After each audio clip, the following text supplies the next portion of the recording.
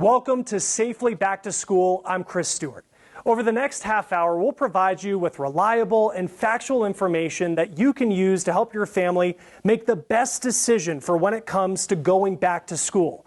We start with Chris Conti with a candid and in-depth conversation with teachers on the front lines. Silence has consumed the nation's schools for months now. We're changing the landscape of a whole generation. But with a new school year on the horizon, teachers are staying silent no more. I felt really burned out in the spring from a teacher perspective, from a parent perspective. A lot of parents felt burned out in the spring. To understand how teachers are feeling right now, we gathered 4 of them from across the United States. They shared their thoughts on what the upcoming year will be like. Just by a show of hands, who is a little bit nervous about this upcoming year? It's that kind of apprehension that educators nationwide are struggling with, concerned for their own safety, but also knowing students are losing out on valuable learning time. For a lot of students that are in kind of poverty-stricken environments, having that one-on-one connection is still really important. Dr. Kinye Reese is a principal in Tennessee.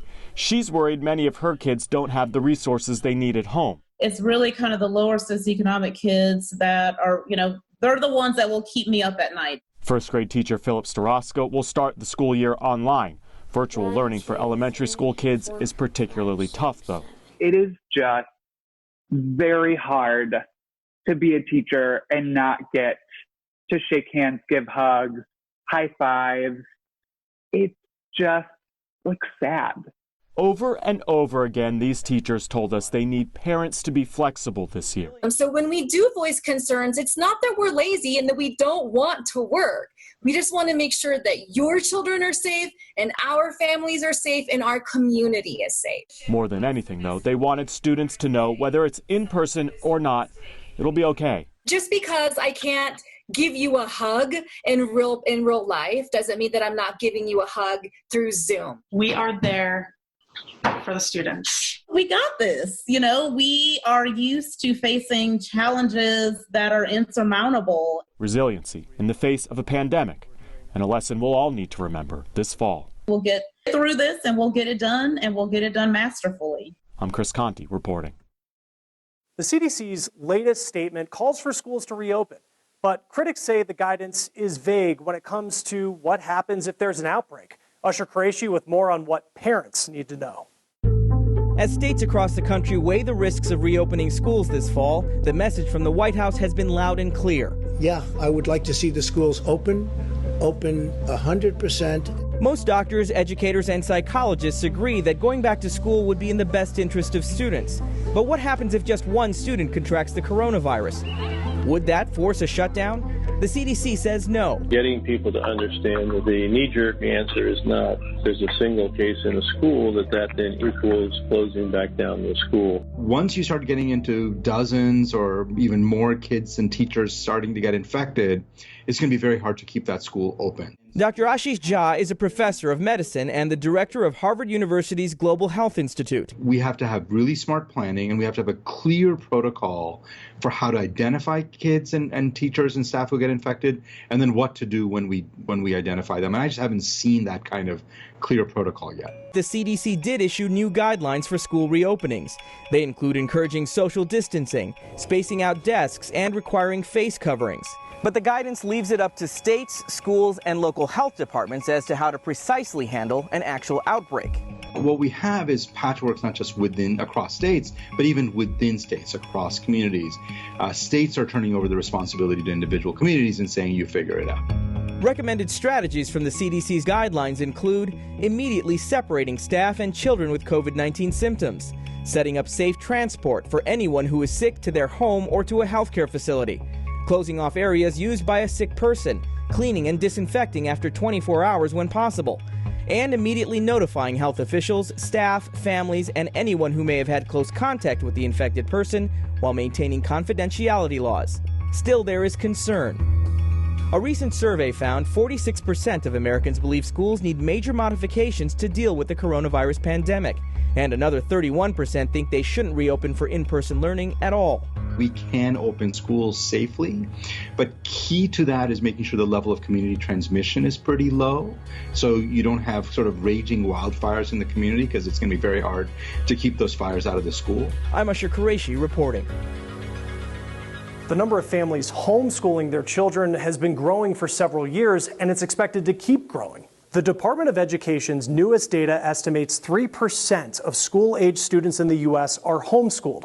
That works out to be about 1.7 million students, but that was before COVID. The pandemic forced the model on all of America's 56.5 million students this past spring. Now, a spin on homeschooling called microschooling is getting more popular. Alicia Nieves has what it is and what it takes to be successful. On March 13th, our kids jumped off the bus all together. There's 9 of them in our neighborhood. They had 2 weeks off, but that turned into the rest of the school year. Jennifer Quadrosi in North Andover, Massachusetts, and her 7-year-old daughter spent the end of the school year and all summer social distancing with a group of parents and kids in their community. We call ourselves kind of the bubble. To keep her daughter still protected in their bubble, she has become one of many parents around the country considering microschooling for the upcoming school year. Right now, there are 3 families that are considering it, and that age range would be from 1st grade to 3rd grade.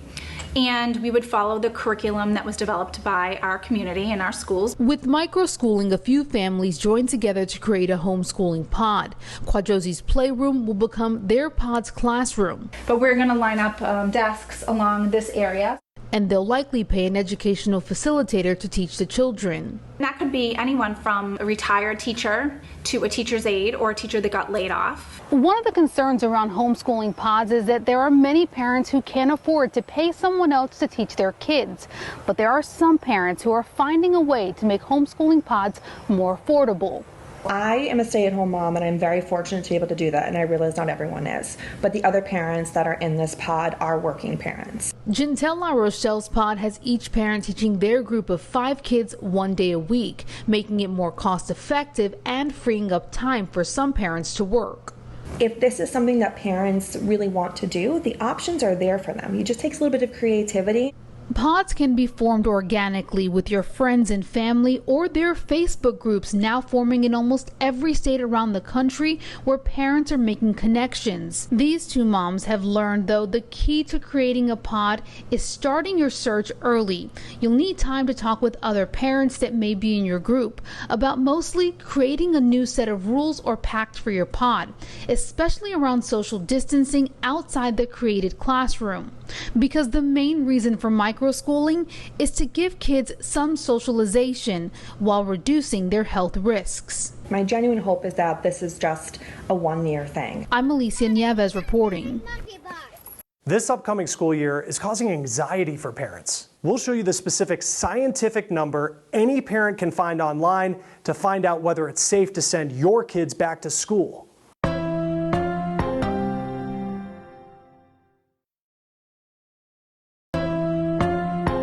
Welcome back, I'm Chris Stewart. We know that many parents and grandparents are agonizing over this upcoming school year. Chris Conti has the specific scientific number many experts believe is a key metric to measure safety.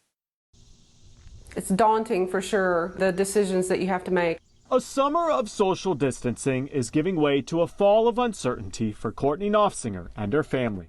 We had no idea that we would still be battling this in July heading into the next school year. It's just absolutely mind-blowing. Courtney has spent the last few weeks agonizing over her daughter and the start of the coming school year. It's been a little bit lonely for me. Like so many students, 11-year-old Presley Knopfsinger wants to go back, leaving families across the country at a critical crossroad. But we're fearful, especially when the data keeps changing. So where can parents turn for guidance? MIT has created the COVID-19 projection machine.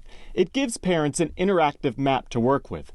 As you scroll over each state, you can see current case numbers. Pay attention to this one number, though, the positivity rate. Health experts say once a state's positivity rate goes above 5%, parents should take note.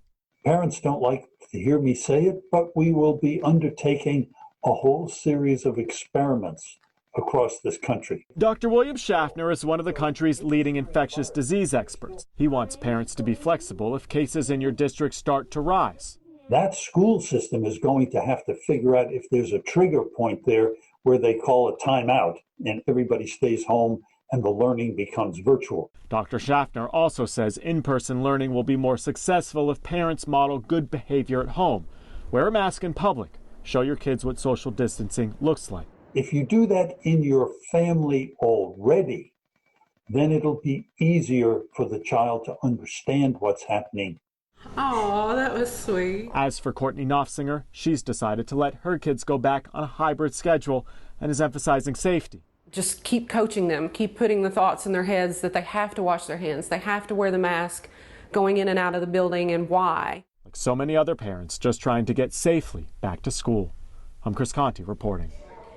We've put a link to the tracking map on our website. Just look for this story in the rebound section of our website or on our mobile app. Now, some parents might be asking if their child is ready to go back to school. Usher Qureshi shows us some of the warning signs you should be looking for that might show your child isn't ready.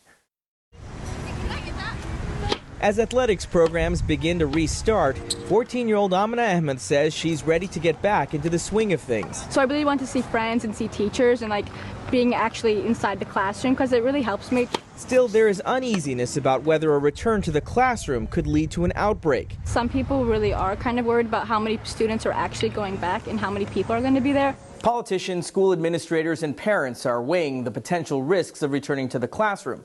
As coronavirus cases surge across the country, experts say the psychological toll on children needs to be addressed. Dr. Tali Raviv is a child clinical psychologist who specializes in student mental health and resilience. One of the things that we're seeing a lot is that after being away from that routine for a long time, it is normal for families and for youth to be concerned about how is this going to be. The American Association of Pediatrics says the benefits of in-person learning outweigh the risks, and the AAP strongly advocates that all policy considerations for the coming school year should start with the goal of having students physically present in school. But mental health experts say it's important to understand how each child feels about going back. Because it's a very different situation if a child is worried I'm not going to have my best friend with me in my little pod than if they're saying I'm worried I'm going to get sick and die or you're going to get sick and die. Signs that they're anxious about returning to school include any significant changes in sleep, falling asleep, staying asleep, not wanting to sleep alone, or having nightmares, changes in appetite or a lack of appetite, headaches or stomach aches, being more irritable, frequent meltdowns, and withdrawal from friends, family, or other activities. Dr. Raviv says if the anxiety is debilitating, it may be time to see a professional. For Amina Ahmed, her school's hybrid alternating in-person online program has put her mind at ease for now. Reporting from Chicago, I'm Usher Qureshi.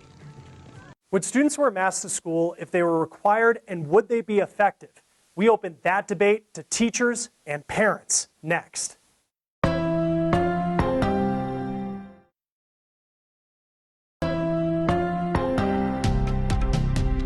Welcome back. I'm Chris Stewart. In a typical school year, a classroom might look like this. But this year, because of coronavirus, classrooms are more likely to look like this. Smaller class sizes will allow more distance between students. Some schools are going a step further, putting up dividers between desks and requiring masks. But the big question is, will kids actually wear those masks if they're in classrooms? Nicole Brady is exploring multiple perspectives.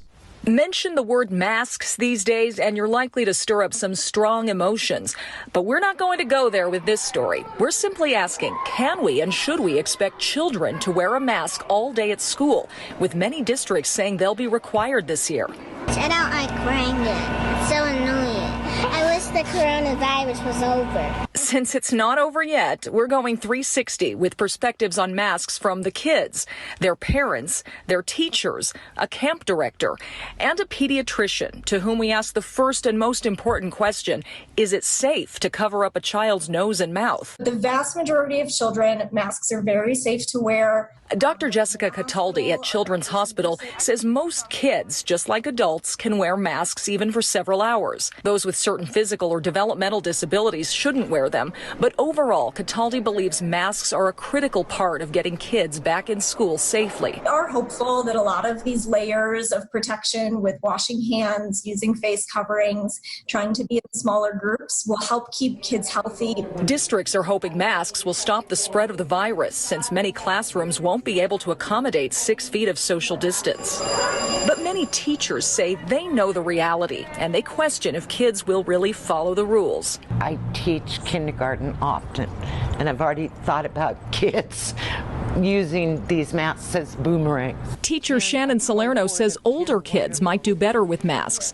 Nancy Elliott agrees that teaching younger students will be the bigger challenge. They don't follow directions all the time anyway, even if it's not during a pandemic. If we say, can you please sit down, we can hope they do it. Elliott also has health issues, and she's worried about gaps in the mask policies. So what's the point of wearing it all day if they're just going to have it off for half an hour while they're eating and talking? Some parents echoed that. Jill Pena says there are still a lot of questions about how masks will work. If your child has to sneeze, do you have to bring an extra mask? You know, like if your child coughs or if he's sweaty or, you know, he needs to itch his nose. Marcy Buell can imagine what a day in an elementary school classroom will sound like. Hey kids, put on your mask. Leave your mask alone. Don't touch your friends. Don't touch your friend's mask. Oh, go wash your hands again. It's going to be tough. I got a really good hairstyle for American Girl dolls. One hopeful sign, some kids are getting used to wearing masks. They've been required at most summer camps, even for some of the outdoor activities. I think that the ages that struggle with it the most are the 5 and 6 year olds, but pretty much everybody else is,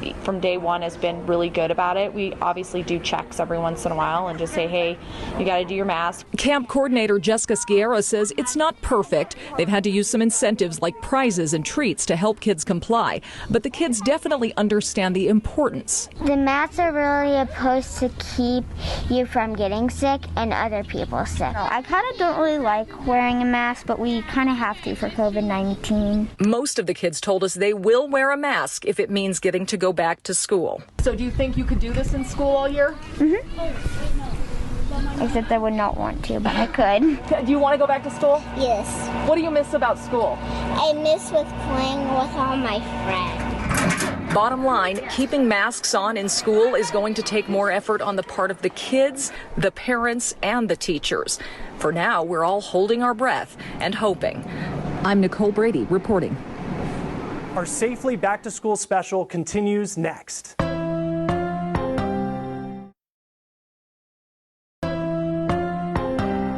Welcome back. As schools create plans to go back to school, some are wondering what happens if a teacher gets sick and what happens if there's no substitute to take over the class. Here's Dan Grossman. As a mother of 4, Catherine Barrett has found herself at a crossroads. There's just a lot of unknown right now for substitutes. One that pits her love for her career as a substitute teacher in Florida against the safety of herself and her family. I love my job. I know a lot of substitutes say it's not worth the money to go back.